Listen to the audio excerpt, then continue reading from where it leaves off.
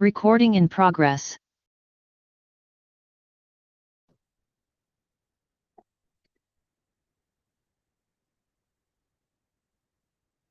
Buenas noches.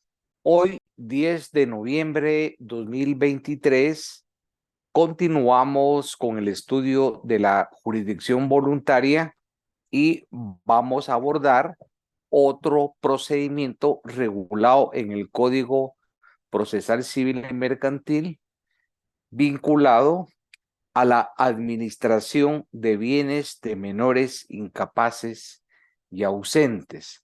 Vamos a pedirle a Carla Hernández que conecte su cámara. Carla Hernández. Buenas noches, doctor. Carla, ahorita necesito, yo ni siquiera hemos tenido la etapa de calentamiento. De una vez voy a entrar con ponerle a exprimir su materia gris de análisis ahí sí que puro análisis porque no hay respuesta en la ley. Pero como usted sabe que a mí me encanta ponerlos a pensar, en la parte más difícil de conocimiento, en esta sección tercera hay un título. Vamos a estudiar hoy del 418 al 424. Ese título, donde señala disposiciones relativas a la administración de bienes de menores incapaces y ausentes, el legislador incurrió en un error. Esa es la forma como está redactado, pero en ese título usted va a observar un error que lo voy a explicar, pero no solo me gusta que me diga el error es este, no, ¿por qué? Que argumentemos. En ningún libro de doctrina le van a decir el error, pues esto sí es puro estudio que estamos haciendo, pero hay un término que el legislador utilizó equivocadamente en el título. Y si no lo detectamos, nos va a inducir a error.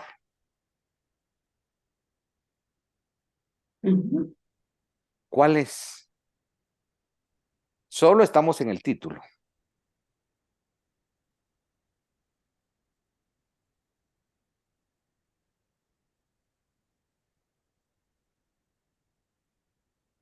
No es fácil, no es fácil. ¿No será lo que usted la disyuntiva? Vamos bien, vamos bien. Pero ¿Qué? ¿por qué? O sea, vamos bien, que el error y está equivocado. Pero ¿por qué? Ese I no va Oh, ahí, no va oh, ahí. En lugar del I, lo correcto es la disyuntiva, es O. oh, Sí, pero ahora viene ¿Por la qué? argumentación. Administración de ¿Por qué? bienes. Y más adelante hay un precepto que refuerza lo que yo estoy diciendo, el error. Pero eso lo vamos a ver en unos minutos. Pero lo correcto es disposiciones relativas a la administración de bienes de menores, incapaces o ausentes. Pero ese o le cambia todo el sentido al título. Porque pueden ser menores Sigamos. o pueden ser ausentes, no las dos al mismo Ah, tiempo. incapaces también. Es Incapaces, correcto. perdón. Sí, esa es la reflexión. Pero eso es de fondo lo que estamos hablando. Si usted Ujú. lee con el I, la interpretación que vamos a tener es que estamos hablando de Que es administrar incapaz y bienes, ausente al mismo tiempo. no tres, no menciona usted las tres Bien, los categorías. menores, perdón, se me olvida. Sí, pues usted se come y solo menciona dos, no. Sí, Bajo menores, esa, incapaces y sí, pero ausentes. se da cuenta que es grave eso, Carla. Sí, Y los profesores cuando enseñan eso no explican no el lo error, explican. Gracias ¿no? por Entonces, explicárselo. la figura, el ser humano tendría que ser, según como está redactado, tres Tres al requisitos. mismo Debo tiempo. ser menor, el patrimonio de un menor, a la vez tiene que ser incapaz y el Ujú. menor tiene que ser ausente, porque dice menor, incapaz y ausente. Es No. absurdo. Entonces, puede ser un ejemplo de administrar bienes de un menor, una hipótesis una Uno, hipótesis dos, incapaz. incapaces, Ujú. o una hipótesis tres, ausentes, pero no las tres. Y le voy a demostrar, aparte de mi argumento del error, cuando usted lee el 420. Lea en esa primera línea. Artículo 420, disposición y gravamen de bienes. ¿Sí? Para enajenar o gravar bienes de menores, incapaces o ausentes, Hasta ahí. ¿Qué dice ahí? Dice y ausentes. o ausentes. Ajá. Entonces se da cuenta que nuestro argumento es el correcto. Exacto. Ahí no se equivocó el legislador. Es que Ujú. no puede ser administrar bienes de un menor incapaz y ausente. No, son tres categorías diferentes. En la clase anterior también diferenciamos la figura de la ausencia con la muerte presunta. Entonces eso Ujú. lo tiene que volver a estudiar el artículo 42 de la ausencia y la Ujú. muerte presunta, el artículo 63. Antes de hablar de discernimientos de cargo, vamos a hacer referencia al 63 del Código Civil. Y aquí viene otro tema de análisis. Necesito que se aboque su Código Civil. 63. 6.3. Ajá. Artículo 63. Si quiere, leámoslo y después le hago la pregunta. Ok. Muerte presunta y posesión de los herederos. Transcurridos 5 años desde que se decretó la administración por los parientes o desde que se tuvo la última noticia del ausente, podrá declararse la muerte presunta de éste y, en tal caso, podrán ser sus herederos testamentarios o legales pedir la posesión de la herencia. Si este artículo 63 del Código Civil lo comparamos con el 42 del Código Civil que habla de la ausencia, podemos extraer características de la ausencia, características de la muerte presunta, pero a la vez, a través de ese proceso de análisis, podemos inferir las diferencias. Esta es la norma categórica, lo que trabajamos en la última clase. Pero aquí estoy reforzando no confundir ausencia y muerte presunta. Y la ausencia es una etapa previa, que hay ciertos requisitos también para la muerte presunta, que es posterior y 5 tiene años. otros requisitos, pero no sobre el tiempo, no. Hay otros presupuestos que establecimos. Pero volviendo a esa norma, le voy a hacer dos preguntas. ¿Quiénes, cuando habla la norma, que quienes pueden pedir la posesión de la herencia son los herederos, testamentarios o legales? ¿Quiénes son los testamentarios? Los que el testador deja. ¿Y dónde lo dejó? ¿En la En, caja, en la cama o dónde lo dejó? no, en un testamento, Y el testamento es una escritura una pública. El escritura testamento, pública. recordemos, no es solo deja así en el aire, no. El testamento es un acto jurídico de última voluntad, es unilateral, por medio del cual una persona llamada testador dispone de sus bienes, puede ejercer también obligaciones y derechos después de su muerte. Entonces, un instrumento público, no es solo que lo deje. Hay un testamento y en ese testamento va a designar herederos. Pueden ser familiares o pueden ser no familiares, porque lo que prevalece es la voluntad. Puede El ser que haya testador. designado herederos a 10 personas y ninguno es su familiar. Pero es diferente los herederos legales a los testamentarios. ¿Quiénes son los legales? Estoy regresando a Civil 3, Derecho de Sucesiones. Nuevamente demostrándoles que el Código Civil es fundamental, ¿va? Ujú. Legales. Los legales son los que me Por corriges si por disposición disposición de ley, en ausencia de ¿qué? De testamento. del testamento Se recuerde que hay dos procesos de derecho sucesorio. La sucesión testamentaria, y la intestada. que se origina cuando hay un testamento, Ujú. y la intestada, o si usted quiere llamarle legal, Ok. es cuando no hay testamento. Entonces la ley señala por disposición de ley.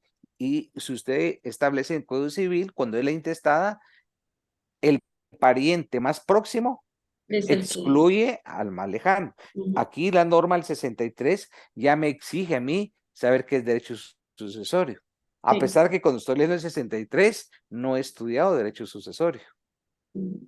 O sea, ya pensó en eso, que cuando estamos estudiando la muerte presunta no hemos estudiado derecho sucesorio. Entonces, ¿cómo voy a entender yo que es un heredero testamentario o legal? Sí, no, no se puede. Entonces, es difícil. Termino con el 63. Cuando dice la parte final del 63, pedir la posesión de la herencia se refiere a la facultad que tienen los herederos, ya sea testamentario o intestado. ¿A qué herencia se refieren? Cuando hablamos de herencia es activo y pasivo, bienes, derechos y obligaciones. ¿A qué herencia, la herencia de quién se refieren ahí? Lea el 63, la última palabra, herencia. Repito, los herederos, independientemente de qué categoría, están pidiendo la posesión de la herencia. ¿Por qué? Porque hay declaración de una muerte presunta. Sí. Pero ¿a qué herencia se refiere ahí? El 63, la última palabra dice herencia. Claro, ahí no dice de quién, ¿verdad? Herencia entendida como activo pasivo, una más hereditaria, pues. Derechos y obligaciones. No lo dice, ahí le puede dar vuelta al código y ponerlo de cabeza que no lo dice. Por eso le dije, aquí voy a entrar a fondo, a home run, de una vez, a home run y a exprimir esa materia gris, porque no es, todo lo que le pregunto no está en la ley, pero es análisis profundo. Eso Son es los que hacemos bienes. un proceso. Me dijo los La bienes herencia es el activos. patrimonio, la herencia es activo, pasivo, obligaciones. Es una definición de herencia, pero yo no estoy preguntando la definición de herencia. ¿A qué herencia se refiere ese artículo? La herencia es una masa hereditaria, pues, pero ahí dice la posesión de la herencia. ¿De quién? ¿Quién es el titular de esa herencia? Del que falleció. No. Y en derecho tenemos que usar los términos puntuales. Muerte de... Si hubiera fallecido, no vamos a No, las no es diligencias voluntarias. presunta. ¿Cuál es el título de la diligencia voluntaria? No perdamos de vista. Es la administración de bienes. ¿De quiénes? Menores, Incapaces. incapaces y ausentes. No No sé. estamos hablando, si habláramos del muerto, hablaríamos de derecho sucesorio. Hablaríamos de radicar un testamentario o intestado. Pues está cerca su definición, pero como en derecho no es de frío o caliente, es de precisión, es de puntualidad y tenemos que utilizar. Usted ha escuchado hablar a un médico, a un ingeniero, pero de los que no son formados en Zoom, pues no, los presenciales y con práctica. ¿Entiende ese Médicos no, lenguaje? no lo entendemos. Bueno, y cuando hablamos los abogados, lo mismo debe suceder. Pero si uno utiliza imprecisión o como un lenguaje popular, Jurídico. hay evidencia que no, los términos jurídicos tienen que ser Exacto. utilizados hay que hablar propiamente, demostrar que soy estudiante de derecho, pero si hablo como el chiclero, no van a decir ni siquiera diga estudiante. Entonces aquí, y además confunde, usted dijo el muerto. Ay, no. Técnicamente, si hay fallecido, nos vamos a un derecho. ¿Para qué estaríamos estudiando aquí la administración de bienes? Y no pierda de vista el título, no pierda de vista que son diligencias voluntarias. Más adelante hay un proceso sucesorio en diligencias voluntarias, pero eso es diferente. Hay un proceso sucesorio. De la persona que se declaró la muerte presunta. Sí. Técnicamente, ese es el aspecto que hay que señalar. ¿Por qué? ¿Cuál es ¿Sabe de dónde se infiere, Carla? Del título del artículo, léalo el título. Muerte presunta y posesión de los herederos. Claro, muerte presunta. O sea, yo no puedo pedir la posesión si no cumplo un requisito previo, el trámite de la declaración de la muerte presunta. Bueno, gracias, Carla. Voy a explicar el artículo 418. El 418, el juez, el primer paso es ubicarnos en el título. El 418 dice discernimiento del cargo. Por consiguiente, el juez, prima facie, ¿qué es lo que va a hacer? Ya viene un nombramiento. ¿Se recuerdan ustedes que cuando estudiamos el tema de la ausencia y muerte presunta, que lo vimos en la clase anterior, ya hay un nombramiento, ya hay facultades del guardador a administración de bienes del 416. Pero aquí el juez, que estamos hablando de administración de bienes, ¿de quién? Del menor, del incapaz y del ausente. El juez prima facie, ¿qué va a hacer? Confirmar o no el discernimiento del cargo, que fue un discernimiento judicial. ¿Cómo va a proceder si lo confirma? Va a proceder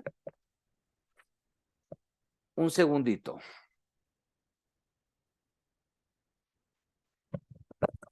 Diego, me están llamando a la garita, no puedo contestar.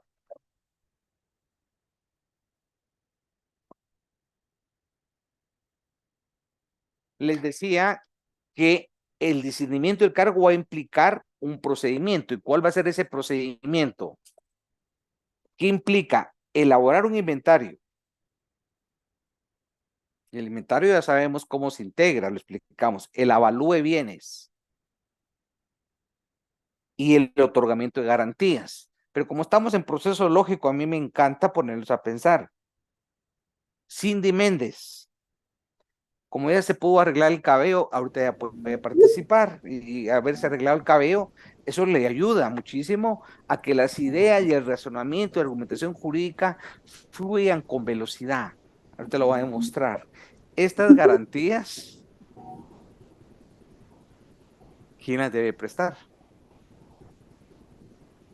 No lo dice el artículo, lo mismo que a Carla, pero para que mire que Carla no solo a ella le tocó la parte dura, también hay que compartir. No lo dice. Sí, el otorgamiento de garantías correspondientes. Solo perdone, es que no logré entender o escuchar ¿Quién muy bien. presta garantías? ¿Me escuchan? ¿Me escuchan? Sí. Sí, licenciado. ¿Me escuchan? Entonces solo es Sí, Cindy la que no me escucha. Voy a preguntar a la general, como Cindy no me escucha, ojalá no sea estrategia eso que no me oiga, ¿va? Eso, Cindy, cuando alguien la llama y no quiere recibir la llamada, hace señales que tiene interferencias y corta la llamada, simulando. Ahorita dice, no, no le escucho, no le escucho. Pero Aurora Fajardo sí me oye, entonces se puede conectar a Aurora. Mónica también me oye. Sí, doctor. Pero no la veo. Yo quiero verla para saber que no estoy con robots. Pero yo tengo mi cámara abierta, doctor. Hoy sí, hasta ahorita. No se enoje, Mónica, no se enoje. Es la tecnología que no me dejó verla en segundos, no es culpa mía ni suya. No estoy ¿Ya? enojada, doctor, estoy contentita.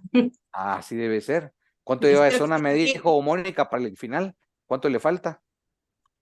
Me faltan para ganar. Sí. Ahí llevo 56. Se tiene que haber ganado ya con 61. Pero ahorita voy a sacar 30, doctor. Claro que sí, claro que sí. Primero Dios. No, ¿y por qué no? Así es.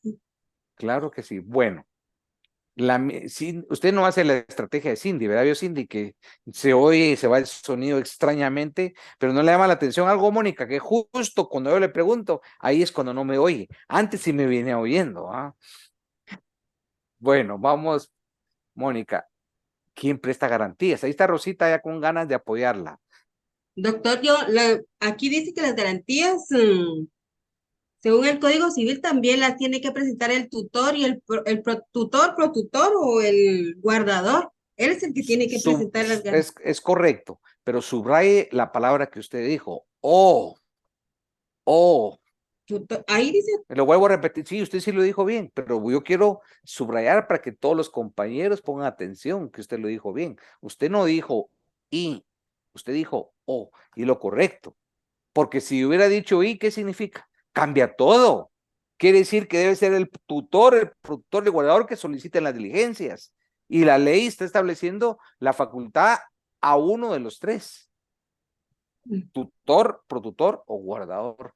Pero a mí me hace necesario recordar cuáles son esos elementos personales de la tutela. El tutor es la persona que nombra Sí, el juez. pero no los explique, solo digamos los elementos personales. ¿Cuáles son? Es el el, Relájese, respire, y ahí le va a ir la idea. el representante legal del menor, que es el tutor, el menor y el representante legal. Ahí ya empezó a confundirse con la patria potestad, es diferente. La pregunta fue no definición. Los elementos personales de la tutela son tutor, protutor y pupilo. Aquí no tenemos que utilizar estos términos. Pupilo. Eso lo aprendió usted en Civil 1. De tal manera que lo explicó bien Mónica, la garantía la debe presentar quien solicitó las diligencias de administración de bienes. ¿Quiénes pudieron ser? Pudo ser el tutor, pudo ser el protutor y guardador. Evidentemente en ese escrito inicial tienen que acreditar su personería, su representación. Es correcto, las garantías, ¿cuál es el Código Civil? Puede ser prendaria, puede ser hipotecaria, puede ser un seguro, puede ser fiduciaria. Las garantías que establecí. ¿Por qué? Porque él va a administrar un patrimonio ajeno. ¿Ajeno que es propiedad de quién? Puede ser del menor, de un incapaz o de un ausente. Eso implica responsabilidad y el buen padre de familia en materia de responsabilidad civil, el juez le fija esas garantías para que en caso de incumplimiento, negligencia o administrar antojadizamente ese patrimonio en perjuicio del pupilo, ¿qué significa? Presta la garantía y el juez ejecuta, porque el juez tiene que velar por el patrimonio y la protección del menor incapaz o el ausente. Es decir, si bien es cierto, usted va a administrar patrimonio, no lo va a hacer dilapidando, no lo va a hacer desordenadamente, no lo va a hacer yéndose de rumba todos los días, no, hay controles, hay inventarios, hay avalúos y garantías para una recta administración del patrimonio. Gracias, Mónica. El 419 habla ¿de qué? De las excusas, impedimentos y remoción dentro de un plazo de 15 días. ¿A partir de qué momento? De la notificación del nombramiento. Adela Kun.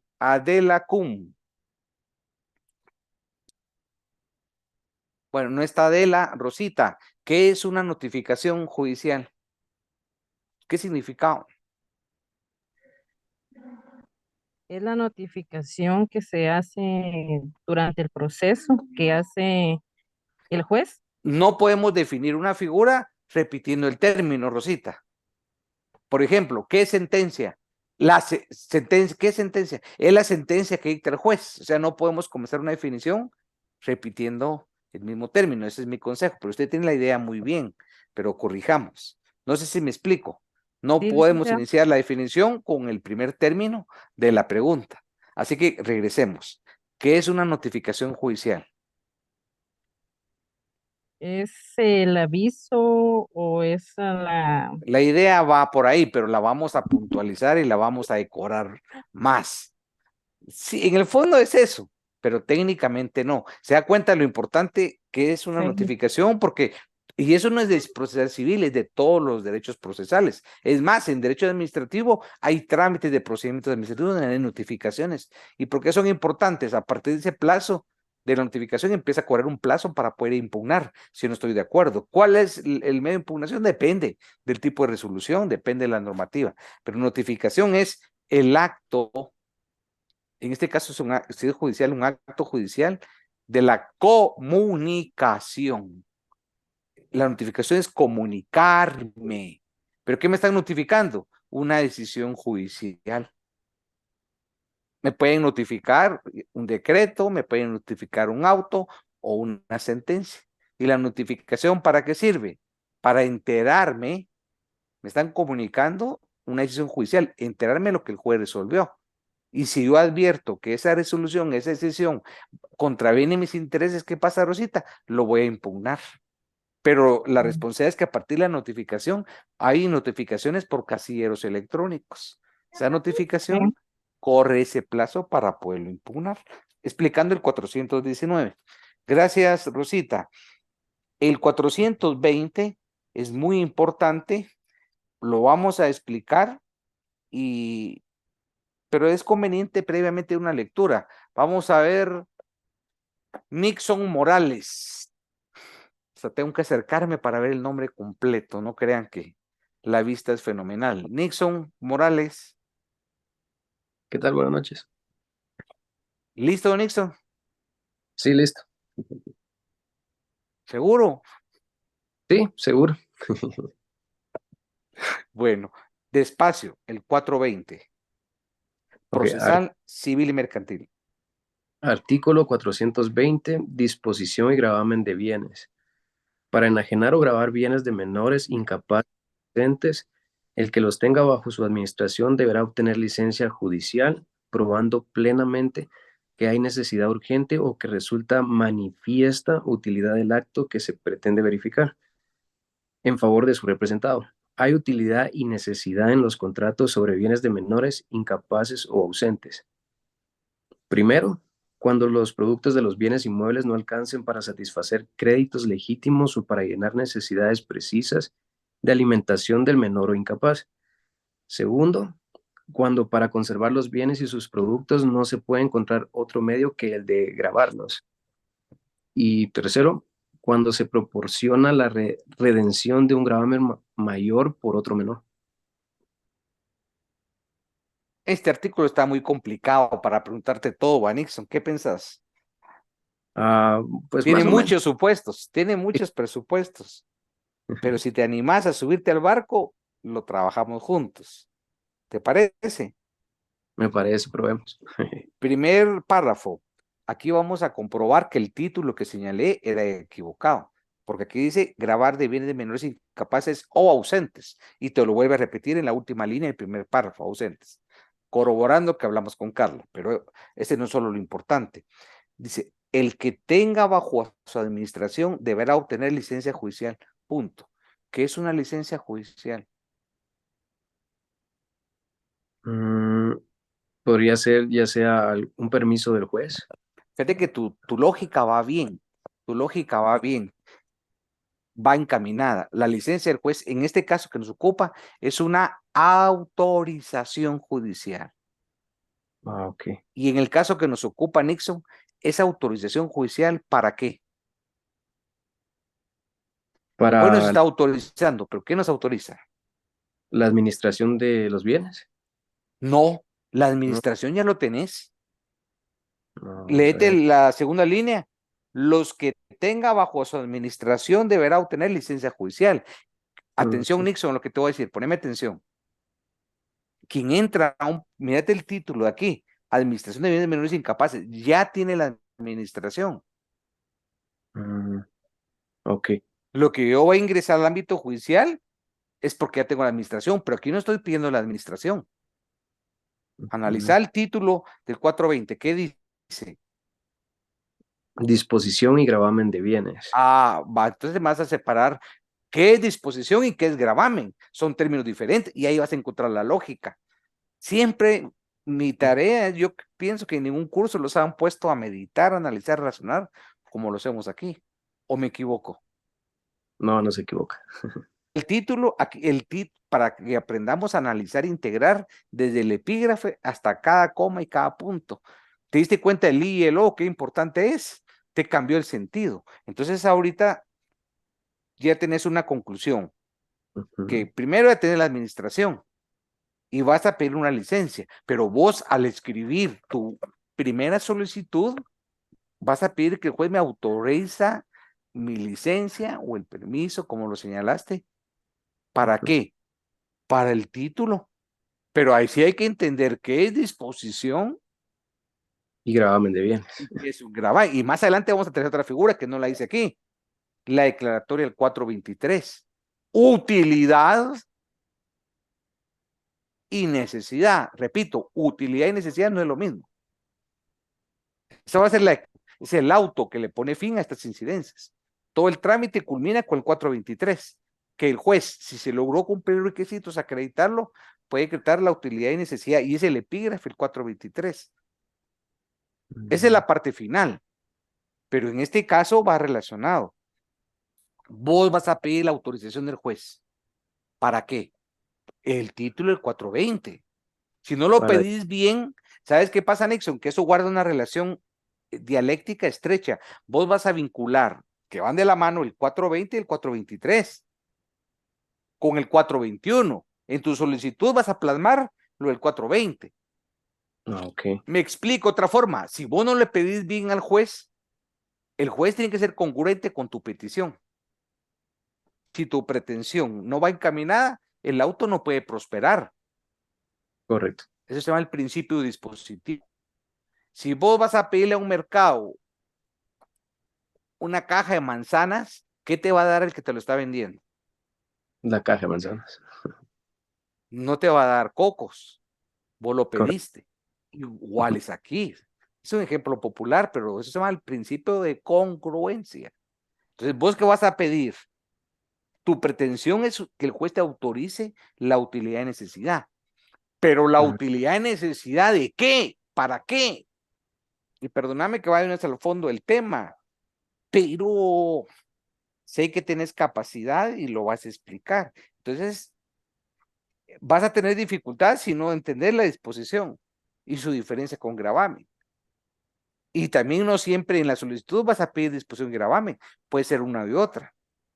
Y tan Ujú. importante es entender, va a ser de último, ¿y por qué estoy hablando de utilidad de necesidad? Porque en tu solicitud, el 421, se desapareció aquel también. Mire, Cindy les está dando ejemplos a los compañeros que en el momento de que están en la trinchera, se desaparecen. Cindy, no esté dando malos ejemplos o malas ideas. Yo a Nixon lo vi tan seguro, no pensé que fuera a seguir la tesis jurisprudencial de Cindy. No, es que mi computadora algo pasó, pero yo no le escuchaba entrecortado. Lo mismo va a decir Nixon al momento que viene el por tanto. Vamos a ver, Luis Fernando Clara. Es valiente, va, Luis Fernando Clara, va. Solo te pregunto, Luis Fernando, cuando estemos hablando, no se te va a ir la conexión de internet. De Si no, momento todo bien. no, es que si no vas a decir lo mismo que Cindy Nixon, vos, y yo voy a esforzarme, voy a explicar, y cuando llega la parte medular, te vas, vos, y me decís, me sacó la aplicación. ¿Va, Luis? Pero vos me tenés que decir, no me voy a salir y está funcionando bien. ¿Te parece? Está bien, Lick. Sí estabas escuchando lo que hablé con Nixon. Sí, estaba escuchando. Te lo voy a repetir en una parte. La importancia de lo que vos vas a pedir en tu solicitud. La solicitud del 421. Ujú. Ahí están los requisitos. Y tu pretensión va a ir vinculada al 420, al título y su contenido. ¿Para qué? Aquí estamos guardando un hilo conductor para el 423. Eso es lo que esperas vos del juez, eso es lo que vos querés. Pero para eso hay que agotar el trámite del 422. Entonces estamos haciendo una conexión.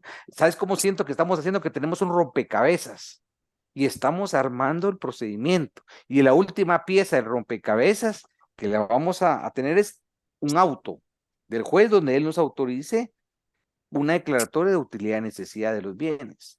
Pero no vamos a llegar hasta declaratoria si antes no sabemos pedir en tu solicitud. Entonces mi pregunta es, esa licencia que le vamos a pedir al juez, que es una autorización, ¿para qué? Pero Nixon dijo equivocadamente, Nixon dijo para administrar bienes.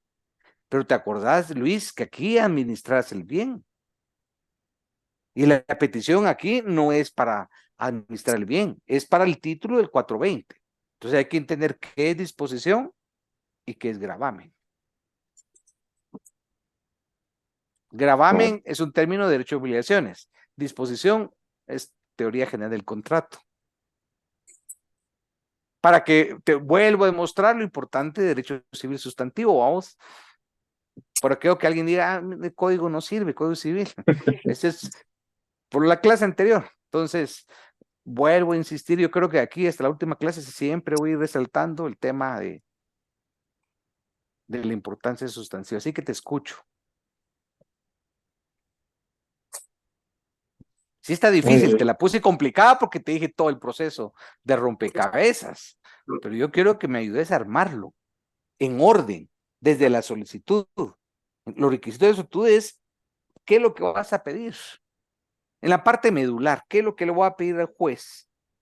Y voy a cumplir con el trámite 422 y se espera que si supiste pedir bien y acreditar la prueba de lo que se requiere, que también implica diferenciar utilidad y necesidad, vamos a la declaratoria de utilidad. Y ya después vamos a explicar de último cómo se materializa la utilidad y necesidad, para qué sirve. No sé si te hablé mucho, Luis, si lejos de orientarte te confundí. Por favor, en confianza dime, en confianza dime. Bueno, yo pienso que aquí Lo importante es saber qué es disposición y Así es, gravamen. perfecto. Pero ahí está mi Eso problema, lo, que no sé. sí, pero eso es lo primero, Luis, eso es lo primero. Si no hacemos esa premisa, ¿de qué sirve que me aprenda el trámite del declaratorio de utilicidad? Porque vos, vamos a trasladar, yo creo que los ejemplos de la vida real son claros. Vos vas a conquistar a tu chica y le vas a ejercer tu derecho de petición constitucional. Pero si solo decís te quiero pedir y no le decís nada, tal vez una tu cachetada te vas a sacar. Cabal. O no, cuando estás haciendo tu labor de enamoramiento, no tenés tener que claro qué es lo que vas a pedir. Vos podés pedir a home run. Otra cosa es lo que te van a responder. Y hasta la forma de pedir cumple requisitos. Entonces, en este caso, ¿qué es disposición? Les voy a recordar, en materia contractual, cuando hablamos de disposición, son aquellos contratos traslativos de dominio. Compra-venta, donación y permuta. Pero aquí, cuando hablamos de disponer, estamos hablando fundamentalmente de una compra-venta donde los bienes del menor o del incapaz o el ausente se van a enajenar. No metamos ahorita a grabar, eso es diferente. Solo disponer. Pero recordemos que Luis en este caso es el tutor, el protutor o el guardador. Él compareció en ese escrito ante el juez, cumpliendo con todos los requisitos del 421. Se le va a solicitar al juez disposición, no necesariamente las dos, no van vinculadas. Pueden ir en un caso extraordinariamente excepcional, pueden ir, pero aquí hablemos de la disposición primero para que nos quede claro. ¿Qué es lo que va a hacer Luis con el juez? Le va a decir al juez que le solicita la licencia o autorización judicial para poder vender 1, 2, 3, depende de las necesidades o utilidad del menor ausente o incapaz al juez. No quiere decir necesariamente la venta de todo su patrimonio, no. Pero recordemos que Luis ya tiene la condición anterior de guardador, ya está administrando. Es tutor o protutor, ya está administrando el bien. Ya ejerce una labor de representación. Pero no basta con esa representación para que Luis vaya a vender en nombre del menor, en nombre del incapaz o el estado de interdicción. No. Por la naturaleza, que es un bien sometido a protección judicial, él tiene que pedir permiso, tiene que pedir autorización, tiene que pedir licencia al juez, pero hay formas de saberlo pedir. Él le va a decir, señor juez, cumpliendo el 421, necesito que usted me autorice por la utilidad siguiente. Pero si no sabe diferenciar utilidad y necesidad, ese escrito va a ser confuso. Puede pedirle utilidad y necesidad, pero argumentado separado. ¿Y para qué?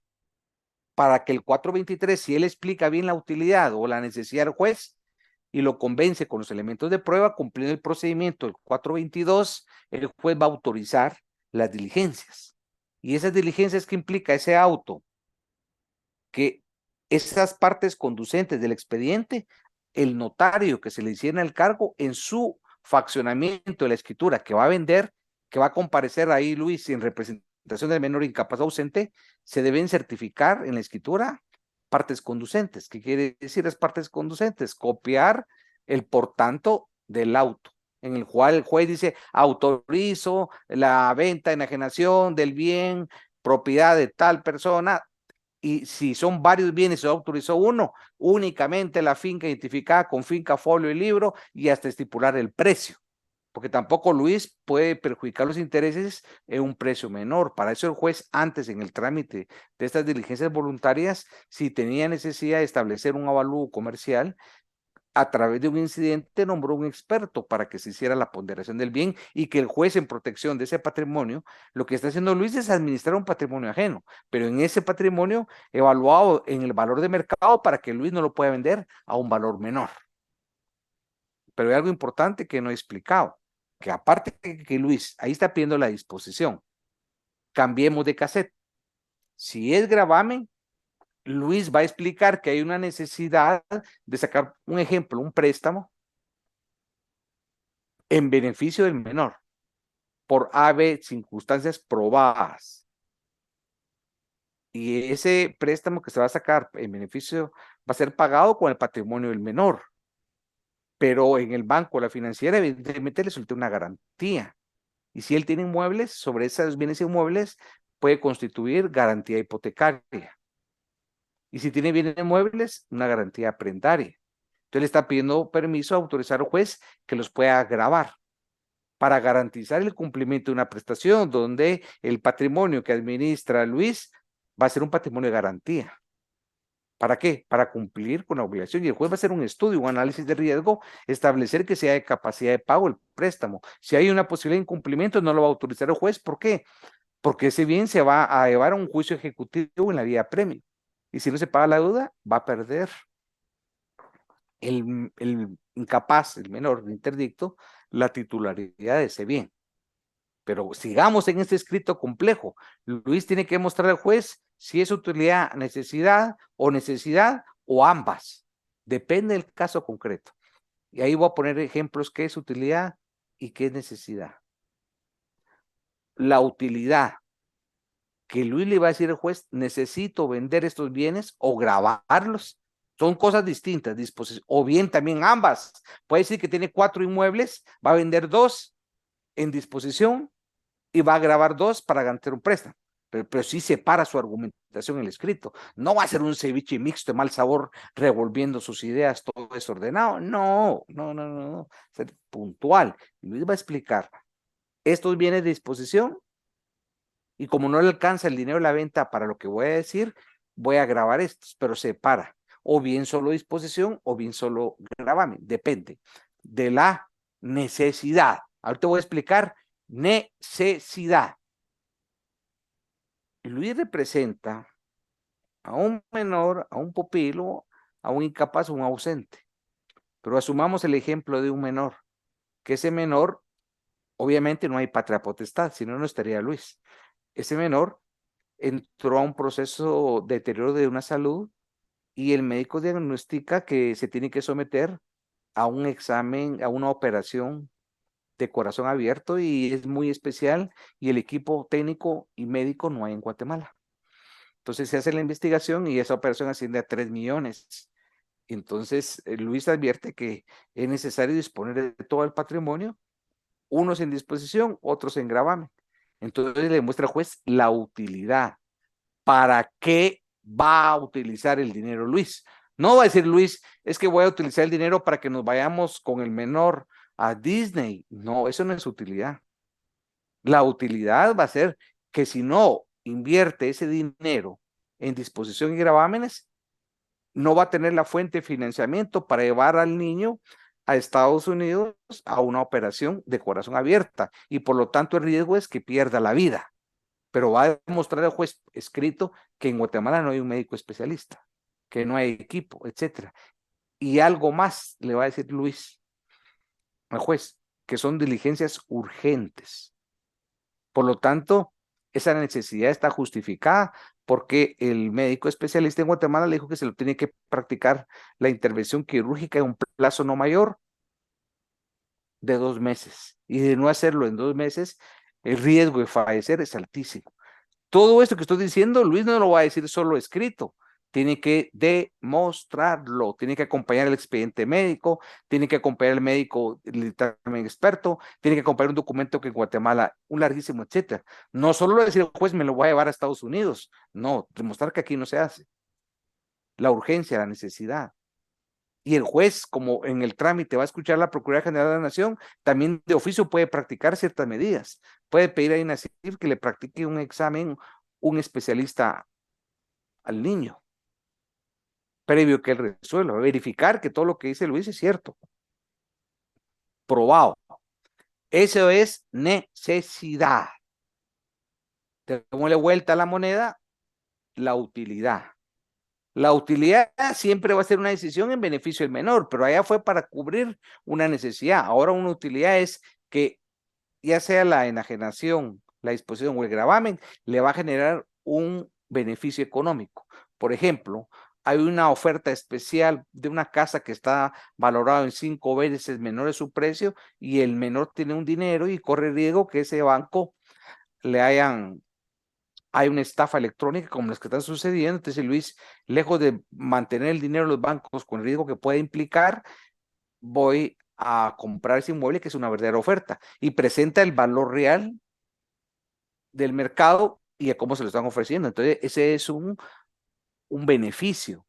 Eso es una utilidad. No es para satisfacer una necesidad, es para mejorar su patrimonio. Una inversión en bolsa que sea segura, el riesgo sea menor, también. Pero si viene Luis y le dice al juez, mire, yo quiero invertir en criptomonedas para beneficio, el juez va a decir, no, ¿por qué? El riesgo es altísimo en que se pierda la inversión. Entonces ahí el juez va a proteger los intereses y no va a autorizar. La utilidad tiene que ser sumamente probada y no es fácil, ¿verdad? Porque el juez siempre va a estar protegiendo la certeza y la seguridad de ese patrimonio. Por eso es que en la solicitud, ¿qué establece? El título con que administra bienes, los motivos que obligan a solicitar la licencia son los motivos de utilidad y necesidad, las bases del contrato que se va a celebrar y los bienes que administra, con designación de los que se propone enajenar o gravar. El mismo numeral 5, el 2421, diferencia enajenar a gravar. Y el trámite, el juez va a escuchar a la PGN, al protutor en su caso, va a recabar la prueba propuesta que es determinante y de oficio puede practicar cuantas diligencias sean necesarias para proteger ese patrimonio. Y si es necesario tasar los bienes, justipreciarlos, por lo menos lo va a hacer. Si agotamos todo el procedimiento señalado en ley, la solicitud es correcta, supe diferenciar qué es disposición, gravamen y argumentar la utilidad o la necesidad, o bien ambas, utilidad y necesidad, depende del caso, el juez va a declarar con lugar esas diligencias. ¿Y qué implica? El 423 va a decir si son o no fundadas las oposiciones que se hubieran planteado, si es que existieron. 2, la declaratoria de utilidad y necesidad, que es la autorización, la licencia. 3, la autorización, importantísimo el 3, la autorización para proceder a la venta o gravamen de los bienes, fijando las bases de la operación. No le va a decir, Luis, puede fijar los precios a como usted le ronque la gana, como lo quiera. No, va a fijar las bases de la operación. Y en el caso de enajenar, la venta. En el caso de gravamen, que no sea muy alto en valor al bien del inmueble. Por eso depende de la operación, pero le fija las bases, los parámetros, los estándares de operación. El 4, el juez nombra un notario y esos pasajes de ese expediente, de las diligencias de administración de bienes, de utilidad y necesidad, se deben incluir en la escritura que comparecerá también el juez. Una escritura que comparece el juez y se transcriben las partes, estableciendo si fuera venta de bienes, el juez podrá disponer de que sea en pública subasta, fijando los términos de la misma. Y aparte de lo que hemos explicado, es necesario que ustedes lean del artículo para el discernimiento del cargo, el 319 al 342 del Código Civil. Los incidentes del 138 al 140. Y referente a la autorización judicial, también en el Código Civil, 332 al 339. Disfruto señalando yo los artículos del Código Civil por razones obvias. Entonces, hacemos un esquema. ¿Cuál es la tarea final? Que ustedes tienen que hacer un esquema, un mapa conceptual, un trámite de todo el procedimiento que se encuentra del 418 al 424. 6 artículos de extraordinaria importancia. ¿Qué van a hacer ustedes? El mapa conceptual, las etapas. Por ejemplo, ¿cuál sería la primer cuadro etapa? La solicitud. Después la calificación del juez. Posteriormente, siguiendo requisitos, se le da trámite. Se cumple con el 422. Se toma en cuenta el 420 en cuanto a los 3 requisitos que se refieren al supuesto. Se notifica a las partes. De oficio puede practicar diligencias, puede practicar la tasación. Y el 423 de la declaratoria de utilidad y necesidad. Y si hablamos de disposición de bienes, el numeral 4 habla de la escritura. Evidentemente no lo dice este código, pero el testimonio de esa escritura de compraventa en cual Luis comparece como vendedor en representación del menor incapaz o interdicto, se debe inscribir en el registro de la propiedad. Y para eso es de que Luis tiene que elaborar un inventario, tiene que hacerse la tasación de bienes y la gestión y administración de ese patrimonio ajeno lo tienen que hacer con estados financieros transparentes bajo la fiscalización judicial. No es como él quiera. Es un orden que va a prevalecer la protección de ese patrimonio. ¿Alguna pregunta? ¿Comentario? Pues por lo menos a Luis no se le fue el internet, ¿no? Y a Cindy, ahora sí, mire Luis, hoy está feliz Cindy, ¿bien? Ya regresó, y está todo el sonido está perfecto. Ahí tiene una aplicación, programación, cuando me pregunte el profesor, ahí es cuando falla, ¿ah? Cuando ya no me pregunte, ahí sí rehabilita. Usted no tiene esa programación, ¿va, Luis? Pero rápido le quitó el micrófono, Luis, miren, usó otra técnica. Preguntas, comentarios, hacemos el cuadro sinóptico, haciéndolo de la forma de aprender.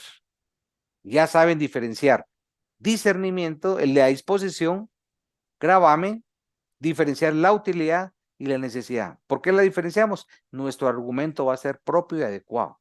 Si no tenemos claras las ideas, tenemos un escenario confuso, impreciso, contradictorio, el juez no lo va a autorizar. No sabemos qué le vamos a pedir. Hay que tener claro lo que uno va a pedir, cómo se pide. Principios de congruencia. Les deseo un buen fin de semana y nos vemos el próximo miércoles, que es último día de clases. Hasta luego. Feliz noche, doctor. Doctor Vladimir. Buenas noches.